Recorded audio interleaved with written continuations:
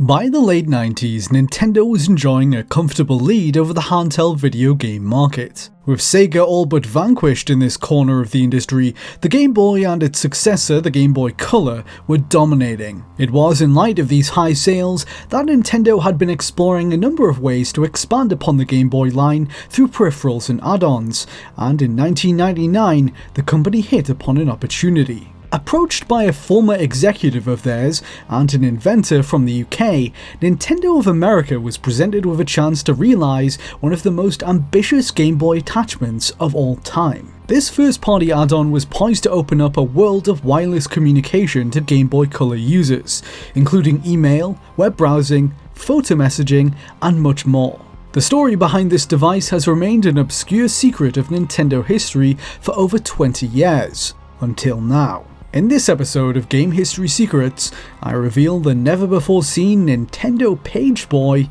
and what happened to it.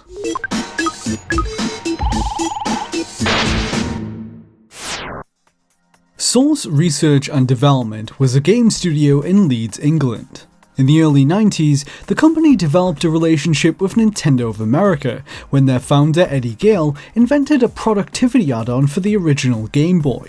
The Workboy, as it was called, was made in a close partnership between Nintendo, Source R&D, and Fabtech, a game publisher run by former Nintendo executive Frank Ballou. Despite leaving a lasting impression on gamers and the few press outlets that sampled the device, the Workboy ultimately never made it to market. This multifunctional keyboard add-on was deemed too risky of an investment by Fabtech founder Frank Ballou after he learned that Nintendo was planning to drop the price of the Game Boy. Had the Workboy launched, it may have cost as much as the Game Boy system itself, a potential comparison that was unfavourable enough for Ballou to shelve the whole project in 1993.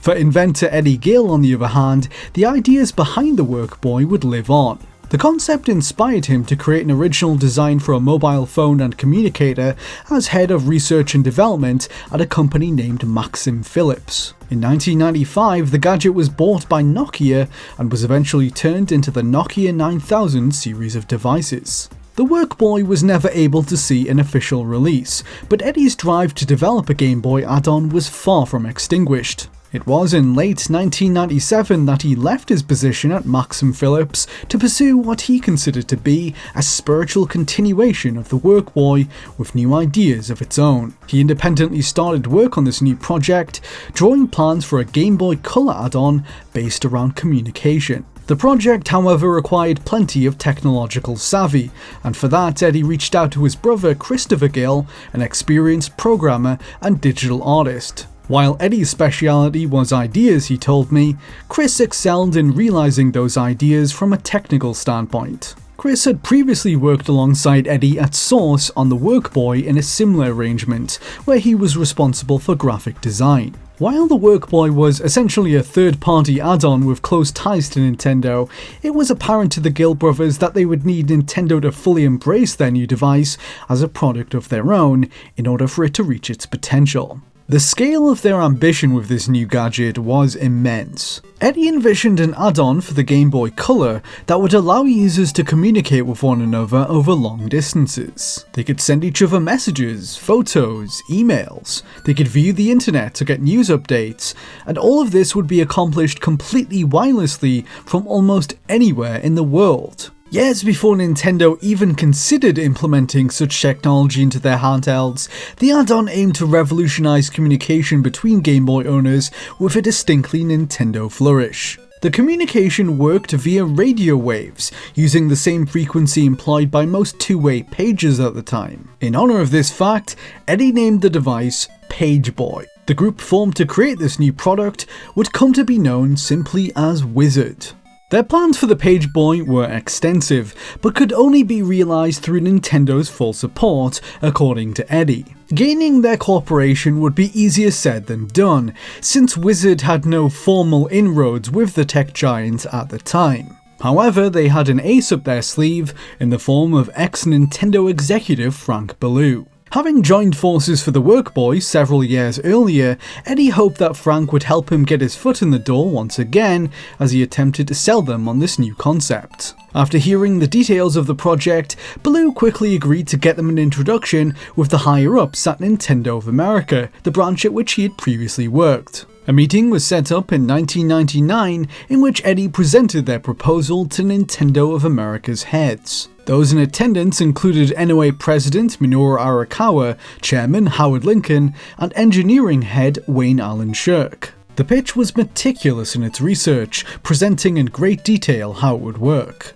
This included a technical breakdown of how the PageBoy would transfer data by way of radio telemetry and concept images of both hardware and software. Not only did they have documents and art showing what it would look like, Wizard had commissioned the creation of physical models of the device via Serious Model Making, another company in Leeds, England. As well as all of this, the group had built a visual demonstration in Microsoft PowerPoint, previewing what the PageBoy would look like in action. All of its major targeted features were on display in this interactive tour of the proposed software, such as messaging and internet access.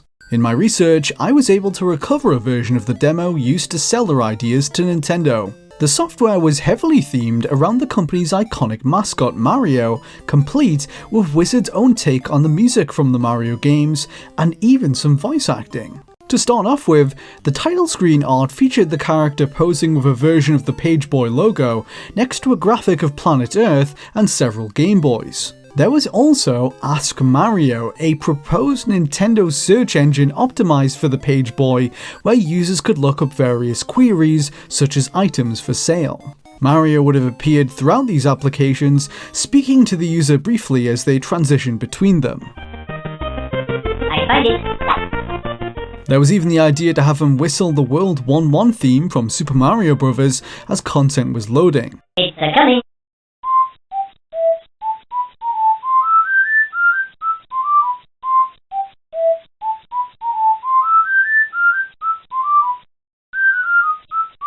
I find it. They were keenly aware that getting access to the Mario IP was a long shot, Eddie Gill told me, but they were leaving no stone unturned in their efforts to win NOA over. The PageBoy really held nothing back when it came to embracing Nintendo as a brand. For example, one suggested part of its software imagined making a version of the officially licensed magazine Nintendo Power available for users to read. PageBoy owners would have been able to read up on the latest game news and reviews, all on the handheld. In addition to this was a highly ambitious feature named Game Boy TV. This was intended to be a part of the software that could receive a live broadcast from Nintendo that would display exclusive information on upcoming products in real time. It was envisioned as a potential avenue for the company to announce new games directly to consumers anytime they wanted. If that sounds familiar, then yes, Gill was essentially attempting an early version of the Nintendo Direct on the Game Boy Color well over a decade before those live events were introduced. Many possibilities were being explored with Game Boy TV, such as the idea of players submitting their game scores via PageBoy, and those with the highest would have their names displayed during broadcasts. All of these apps would have been aided by the implementation of animations, graphics, fonts, and sounds being pre-installed on the device itself.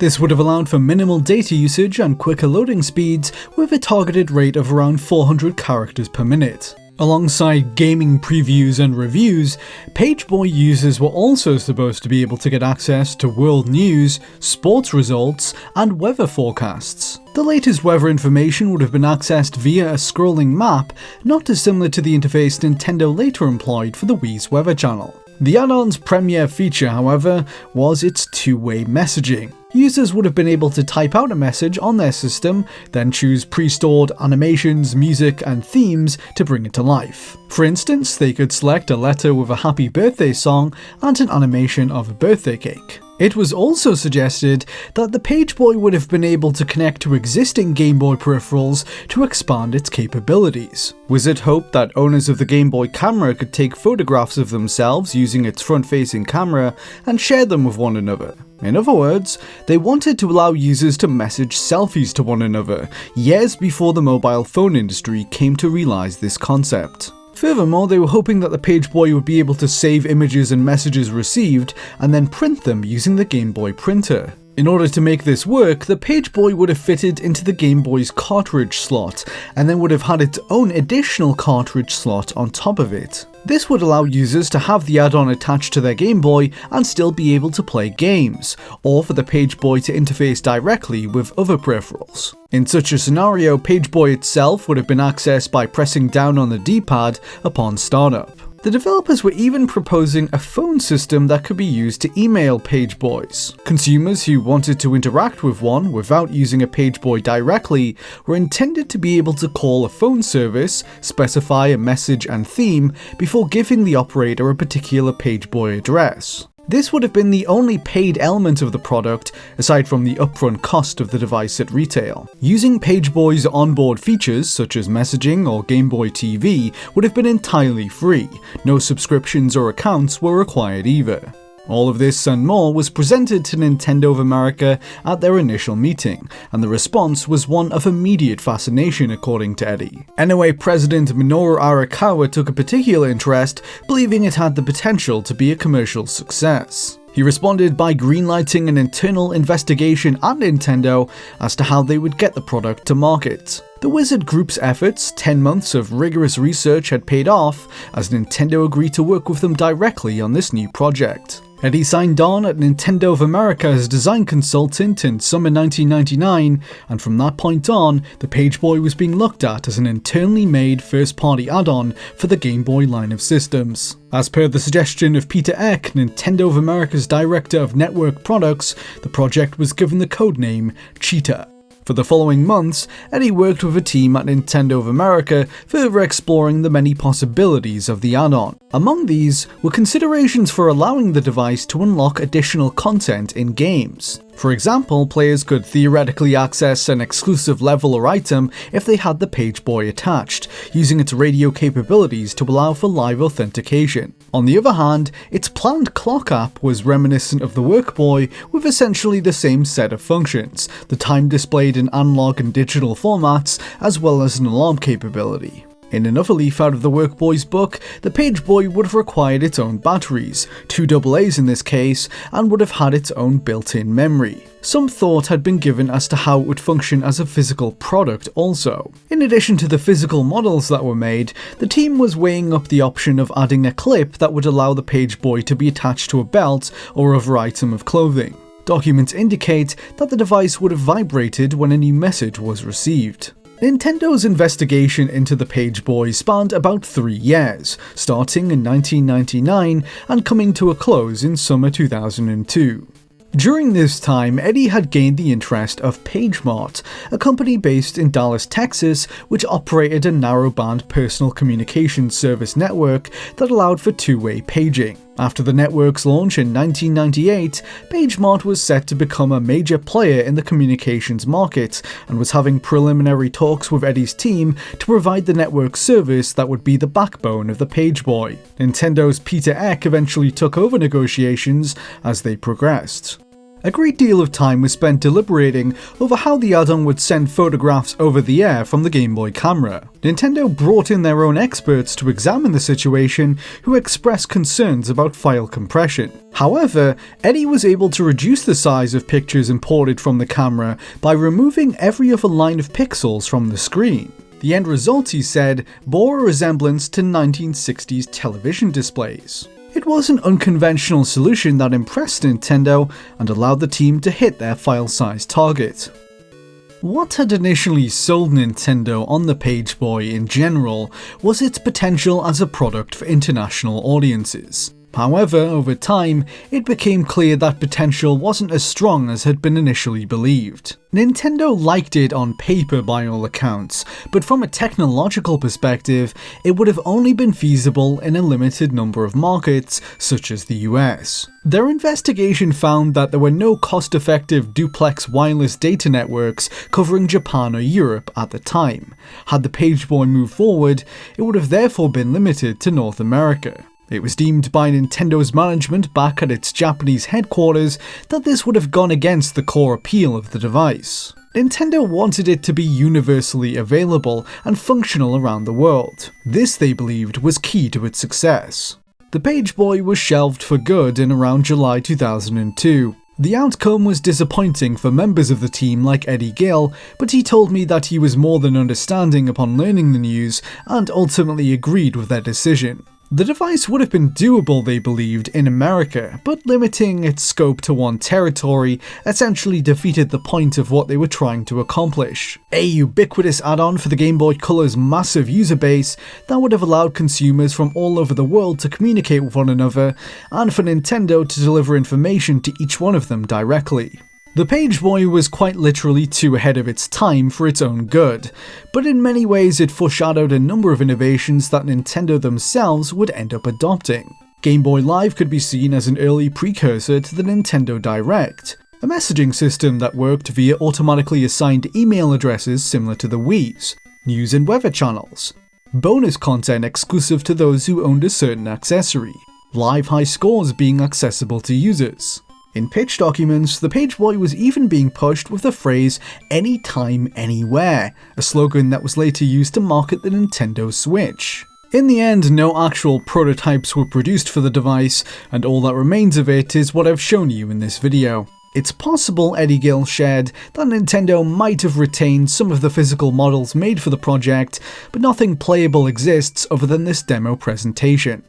The PageBoy finds its place in Nintendo history as an add-on that could have changed the way they did business, from the way playable content was distributed to how they announced games themselves. Had it made it to market, there were thoughts about bringing it to other handhelds like the Game Boy Pocket and whatever future platforms Nintendo was planning. But without that first device making it into production, it instead joins the Workboy as another innovative accessory that will always leave us wondering what could have been. Thank you so much for watching. Please don't forget to subscribe for more videos just like this one. For more content from me, you can support the show at patreon.com/LiamRobertson, just like these kind people did.